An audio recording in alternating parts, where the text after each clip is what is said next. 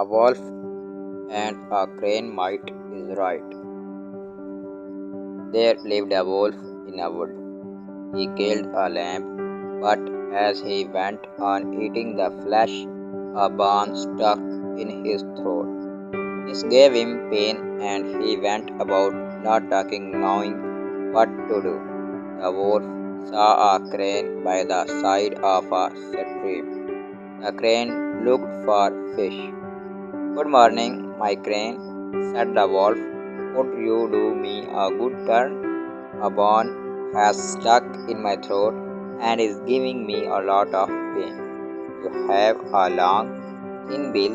Could you take the bone out? I will give you anything you ask for." The crane thought the wolf was very ill, so he wanted to help the wolf. "Open your mouth wide," the crane said to him. The crane put his long bill into the wolf's mouth and pulled the bone out. The wolf was now about to go away. "May I have the feast now?" said the crane. "What feast? You put your bill in my mouth.